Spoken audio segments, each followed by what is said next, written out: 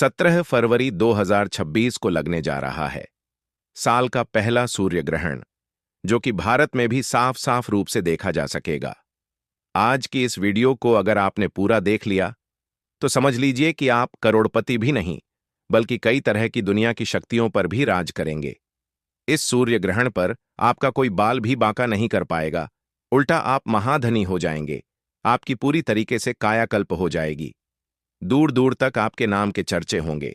यानी कि इस उपाय से आपका जो बंद किस्मत का ताला है वह एक तरीके से खुल जाएगा और वह चाबी आपके हाथों में होगी।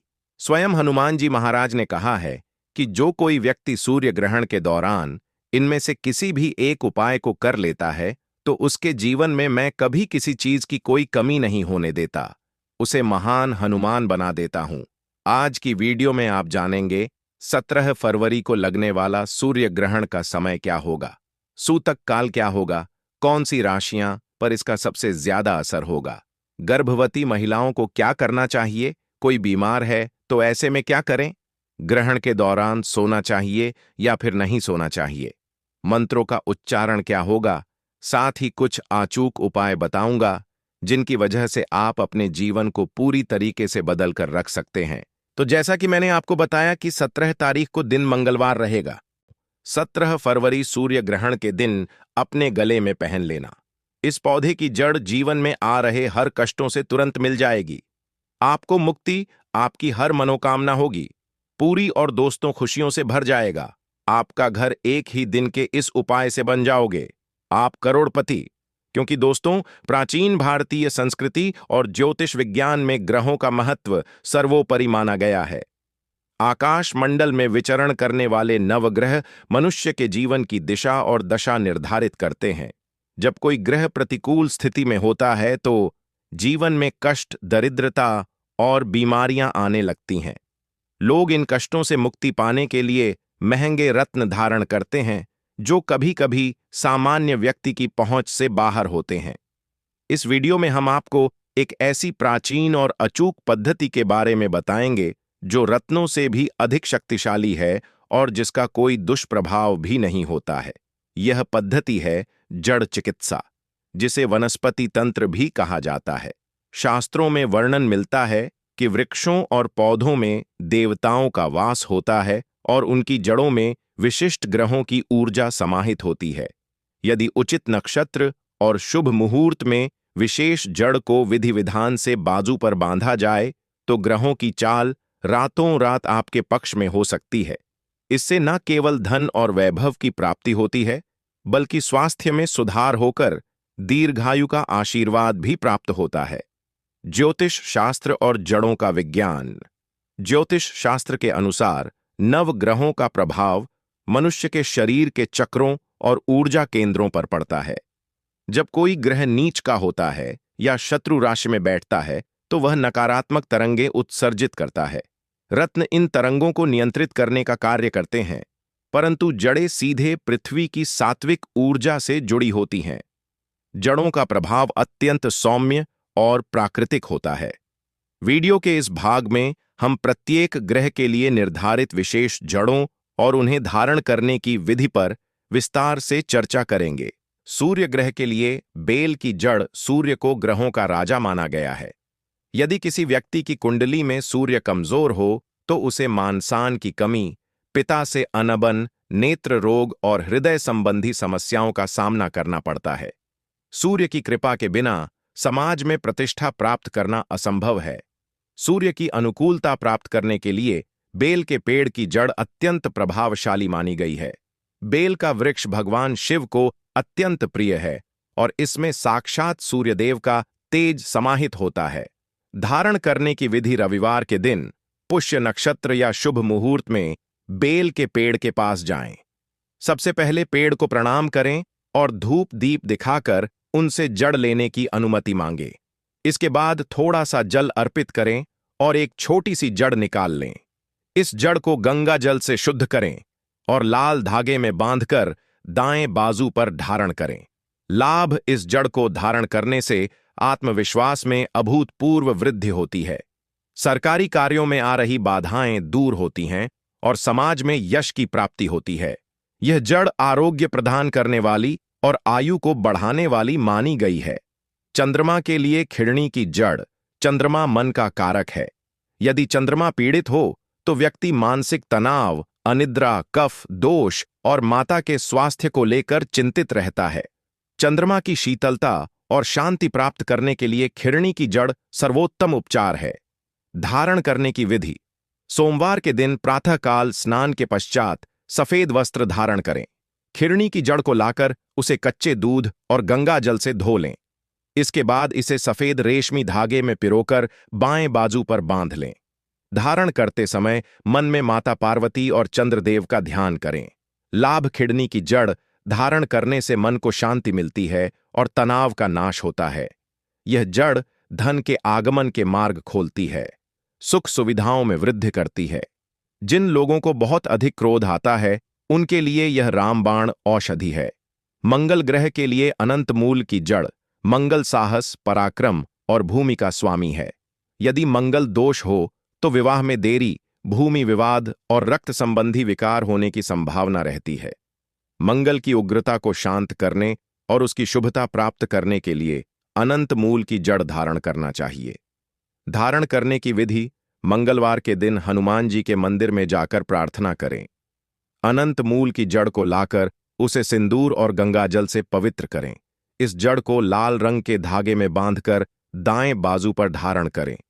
लाभ। अनंत मूल की जड़ धारण करने से शत्रुओं पर विजय प्राप्त होती है। कोर्ट कचहरी के मामलों में सफलता मिलती है और शरीर में नई ऊर्जा का संचार होता है। यह जड़ मंगल के नकारात्मक प्रभाव को पूरी तरह समाप्त कर देती है। बुध ग्रह के लिए वेधारा की जड़ बुध बुद्धि, व्यापार और वाणी का प्रतिनिधित्व करता है। यदि बुध निर्बल हो तो व्यक्ति की निर्णय क्षमता कमजोर हो जाती है और व्यापार में हानि होती है।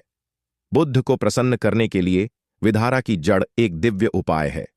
धारण करने की विधि। बुधवार के दिन भगवान गणेश की पूजा करें। विधारा की जड़ को हरे धागे में पिरोकर धारण करें। इसे धारण करने से पूर्व जड़ पर थोड़ा सा इत्र और गंगा जल लगाएं। लाभ। व्यापारियों के लिए यह जड़ किसी वरदान से कम नहीं है। यह बुद्धि को प्रखर बनाती है और वाणी में मधुरता लाती है। शिक्षा के क्षेत्र में जुड़े विद्यार्थियों के लिए यह जड़ एकाग्रता बढ़ाने वाली और सफलता दिलाने वाली है। गुरु ग्रह के लिए केले की जड़। देवगुरु बृहस्पति सुख, सौभाग्य, ज्ञान और संतान के कारक हैं। गुरु की कृपा के बिना सुखद वैवाहिक जीवन और धन की स्थिरता संभव नहीं है। यदि आप आर्थिक तंगी से जूझ रहे हैं तो केले की जड़ आपके लिए चमत्कार कर सकती है। धारण करने की विधि। गुरुवार के दिन भगवान विष्णु और माता लक्ष्मी का पूजन करें। केले के पेड़ की जड़ को पीले धागे या पीले वस्त्र में लपेटकर गले या दाएं बाजू पर बांधे। इसे धारण करने से पहले ओम नमो भगवते वासुदेवाय मंत्र का मानसिक जप करें। लाभ। केले की जड़ धारण करने से घर में स्थायी लक्ष्मी का वास होता है। अविवाहितों के विवाह के योग्य बनते हैं और संतान सुख की प्राप्ति होती है। यह जड़ ज्ञान और आध्यात्मिक उन्नति का मार्ग प्रशस्त करती है। शुक्र ग्रह के लिए अरंड की जड़। शुक्र ऐश्वर्य, भोग, विलास और दाम्पत्य सुख का अधिपति है। यदि शुक्र की स्थिति प्रतिकूल हो तो जीवन में सुख सुविधाओं का अभाव रहता है। शुक्र को बलवान बनाने के लिए अरंड की जड़ धारण करने का विधान है। धारण करने की विधि। शुक्रवार के दिन मां लक्ष्मी की उपासना करें। अरंड की जड़ को सफेद रेशमी धागे में बांधकर धारण करें। इसे धारण करने से पूर्व जड़ को गाय के घी और गंगा जल से शुद्ध करना शुभ रहता है। लाभ।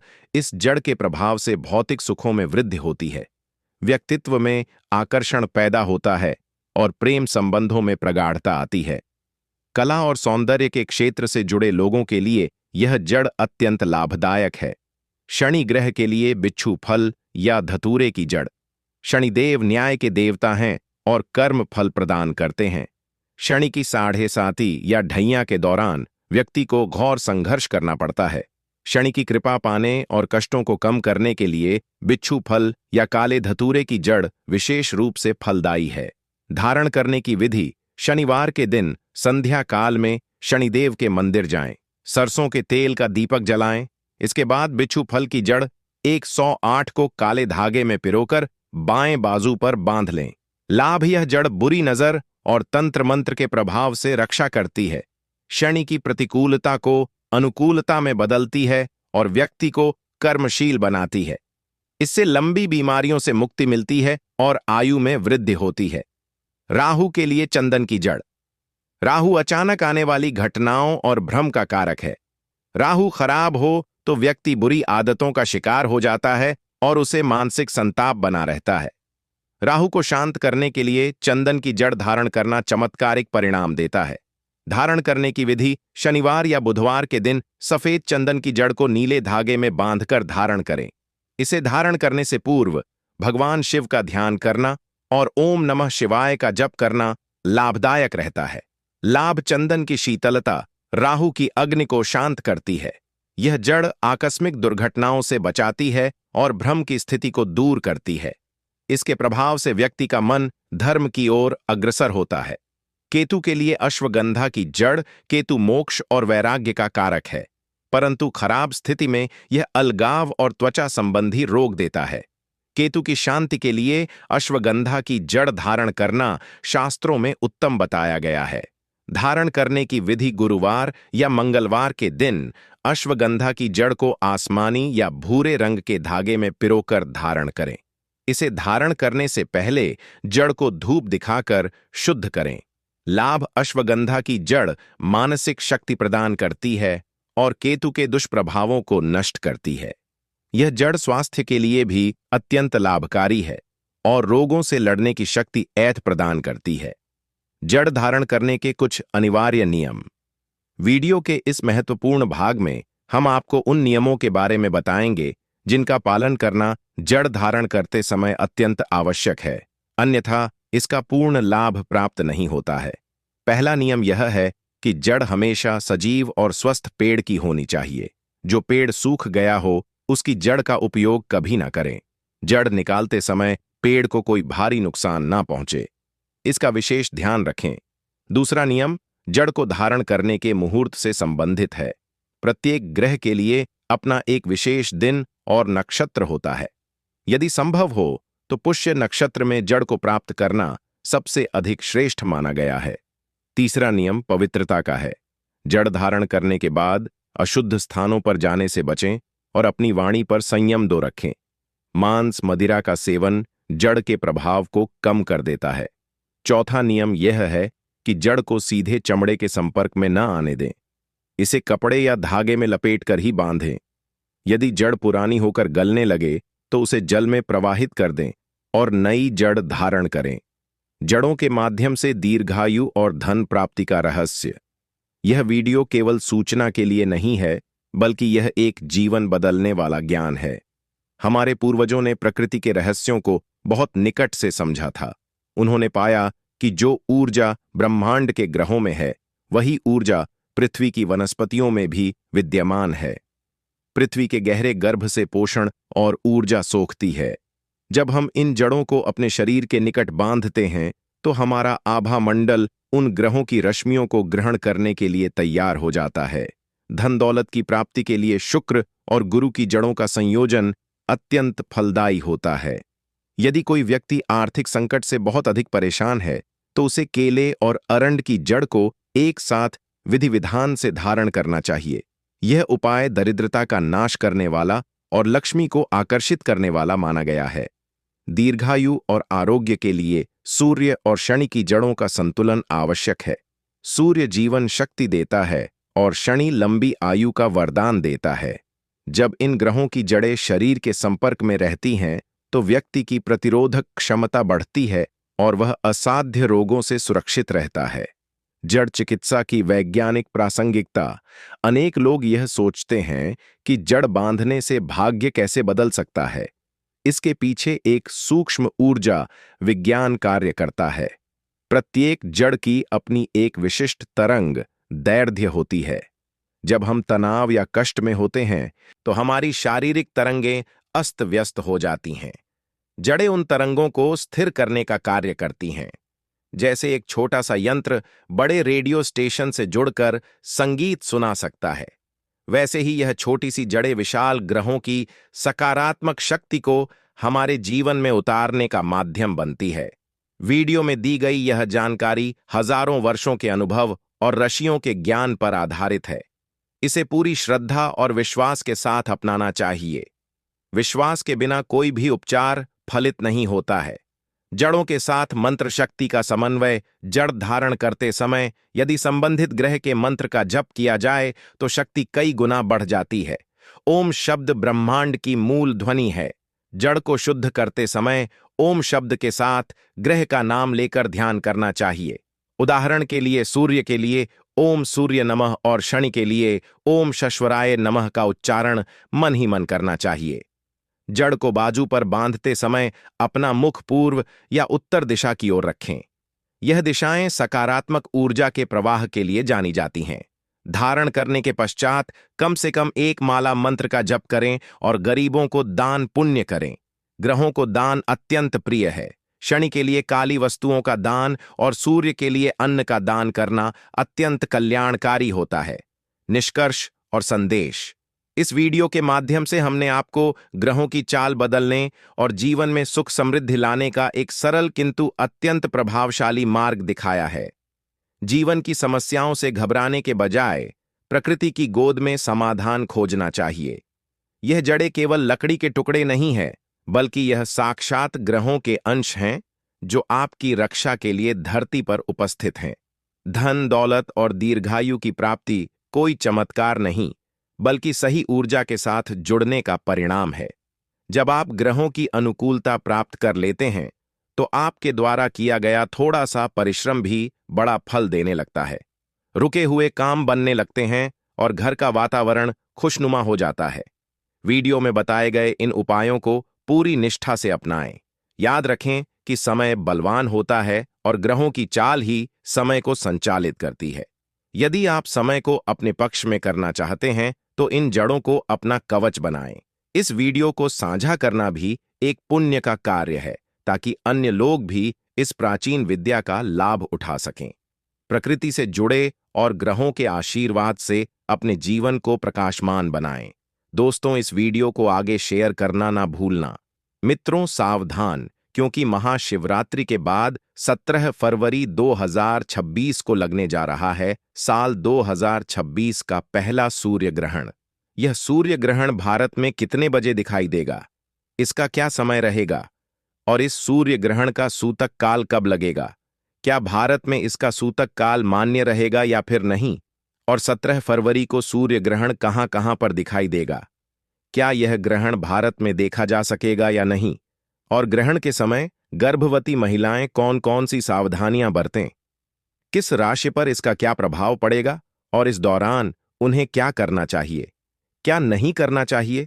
संपूर्ण जानकारी आज की इस वीडियो में बताऊंगा। साथ ही गर्भवती महिलाओं को कौन से वह कुछ उपाय हैं जो जरूर करने हैं ताकि उनके होने वाले शिशु पर कोई भी परेशानी न आ सके। यह सभी जानकारी आज की इस वीडियो में आप सभी के साथ शेयर करूंगा। वीडियो शुरू करने से पहले निवेदन है कि वीडियो को लाइक करके चैनल द वैदिक वास्तु को सब्सक्राइब करके पास वाले बेल आइकन को जरूर प्रेस कीजिएगा। साथ ही साथ कमेंट सेक्शन में आप अपना नाम, डेट ऑफ बर्थ और स्थान लिख भेजिए ताकि सूर्य ग्रहण का आपकी राशि के ऊपर क्या प्रभाव पड़ रहा है यह मैं आपको रिप्लाई के माध्यम से ही बता दूंगा। तो देखिए, 17 फरवरी 2026 दिन मंगलवार को साल का पहला सूर्य ग्रहण लगने जा रहा है, जो कि वलयाकार सूर्य ग्रहण होगा। ऐसे में सबसे ज्यादा चिंता गर्भवती महिलाओं को ही हो रही है। फिर चाहे वह सूर्य ग्रहण हो या फिर चंद्र ग्रहण, ऐसा माना जाता है कि ग्रहण का समय ज्यादा असर गर्भवती महिलाओं पर ही पड़ता है। किसी भी गर्भवती महिला को ग्रहण की छाया अपने शिशु के ऊपर नहीं पड़ने देनी चाहिए। इसलिए गर्भवती महिलाओं को सूर्य ग्रहण के समय कई सावधानियां रखनी होती हैं ताकि उनका होने वाला शिशु एकदम सुरक्षित रहे। फाल्गुन मास की कृष्ण पक्ष की अमावस्या को साल का पहला सूर्य ग्रहण लगेगा। दोस्तों, सूर्य हमारे प्रत्यक्ष देवता हैं जिनके हम रोज दर्शन करते हैं, और जब भी सूर्य में ग्रहण लगता है तो उस समय वातावरण में नकारात्मक ऊर्जा का संचार होने लगता है। इसलिए सूर्य ग्रहण का प्रभाव सभी मानव जाति, जीव जंतु और प्रकृति पर भी देखने को मिलता है। आपको बता दूं कि ज्योतिष शास्त्र के अनुसार सूर्य ग्रहण बहुत अधिक महत्वपूर्ण होता है, क्योंकि ग्रहण के दौरान सूर्य पीड़ित अवस्था में होते हैं और ऐसे में इसका लोगों पर नकारात्मक प्रभाव पड़ता ही पड़ता है, और खास तौर पर गर्भवती महिलाओं पर। इसलिए जब भी ग्रहण पड़ता है तो सभी गर्भवती महिलाओं को एक तरीके से टेंशन होने लगती है। आपको बता दें कि 17 फरवरी को लगने वाला सूर्य ग्रहण काफी लंबा ग्रहण होगा। यह लगभग 4 घंटे तक चलने वाला है। यह एक वलयाकार सूर्य ग्रहण होगा। 17 फरवरी को सूर्य ग्रहण करीब 90% भाग जो है चंद्रमा से ढक जाएगा। इस दिन सूर्य आग के छल्ले जैसा दिखाई देगा, यानी कि रिंग ऑफ फायर के रूप में नजर आएगा। इस नजारे को 2 मिनट 20 सेकंड तक देखा जा सकेगा। यह काफी प्रभावशाली भी रहेगा, लेकिन सूर्य ग्रहण का सबसे अधिक प्रभाव कुंभ राशि वालों पर देखने को मिलेगा, क्योंकि यह सूर्य ग्रहण कुंभ राशि में ही लगने जा रहा है। तो कुंभ राशि वालों के लिए कुछ खास उपाय हैं, जो कि मैं इस वीडियो के अंत में आप सभी को बताऊंगा। इसके अलावा शभक्षा नक्षत्र के जातक भी इस सूर्य ग्रहण से प्रभावित होंगे। उनके लिए भी यह सूर्य ग्रहण काफी कष्टदायक रहने वाला है। इसलिए आपको सूर्य ग्रहण के समय विशेषकर सावधानी रखनी चाहिए और सूर्य ग्रहण के समय ज्यादा से ज्यादा सूर्य के मंत्रों का जाप करना चाहिए। इससे आपको लाभ मिलेगा। चलिए अब जान लेते हैं कि 17 फरवरी को लगने वाला यह सूर्य ग्रहण भारत में कितने बजे दिखाई देगा।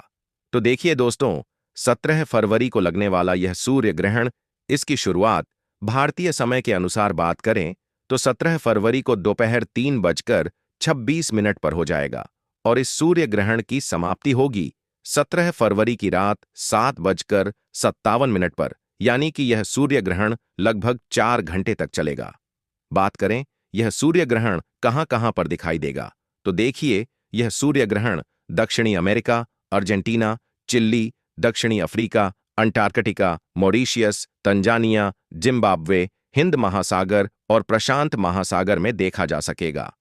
लेकिन 17 फरवरी का यह सूर्य ग्रहण भारत में दिखाई नहीं देगा।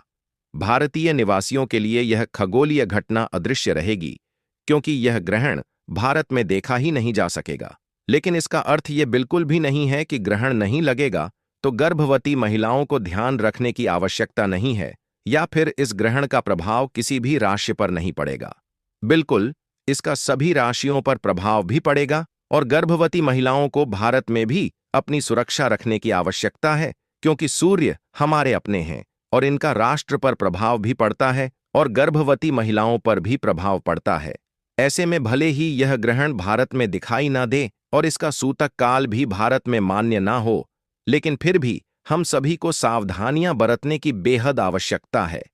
जिन देशों में यह सूर्य ग्रहण देखा जा सकेगा, वहां पर सूर्य ग्रहण के सूतक काल की शुरुआत ग्रहण शुरू होने से ठीक 12 घंटे पहले हो जाएगी और उन सभी स्थानों पर ग्रहण व सूतक से जुड़े हुए संपूर्ण नियमों का पालन करना भी आवश्यक होगा।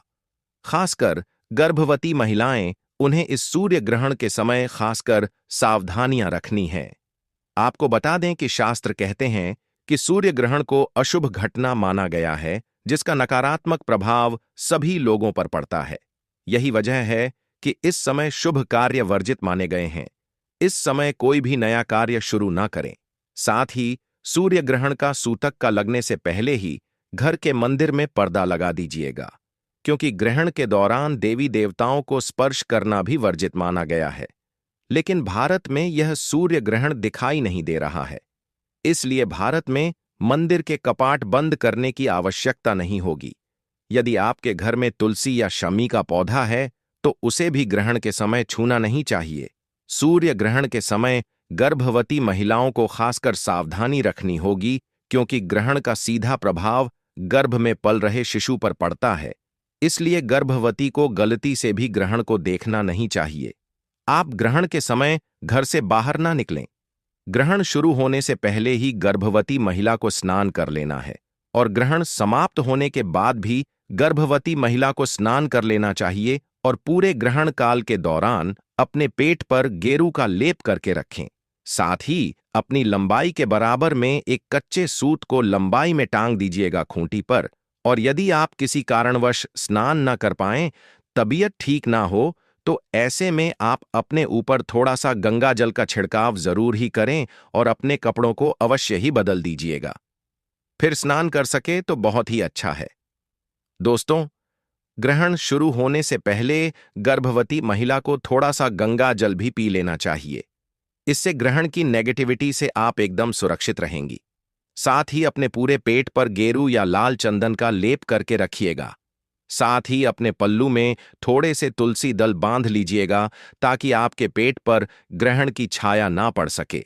इसके लिए आप अपने कमरे में खिड़की के दरवाजे भी बंद कर लें और उन पर मोटे पर्दे डाल दीजिएगा ताकि ग्रहण की किरणें आप तक ना पड़े। इसके अलावा गर्भवती महिला को ग्रहण के समय किसी भी तरह की नुकीली या धारदार चीज जैसे कि चाकू, कैंची, ब्लेड, नेल कट्टर, सेफ्टी पिन आदि का इस्तेमाल भूलकर भी नहीं करना चाहिए।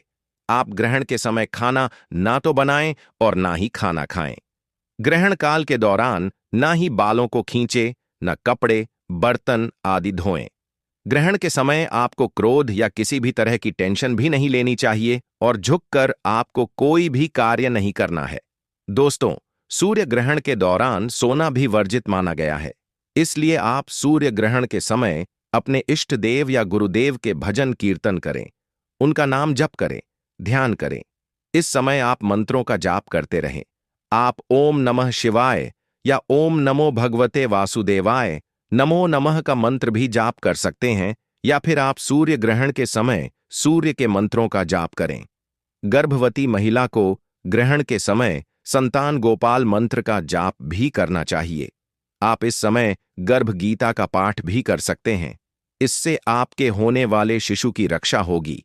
आप इस समय किसी भी धार्मिक पुस्तक का पाठ भी कर सकते हैं, या आप चाहे तो रामचरितमानस, श्रीमद् भागवत गीता, विष्णु सहस्त्र नाम, हनुमान चालीसा, सुंदरकांड, दुर्गा सप्तशती का पाठ भी कर सकती हैं।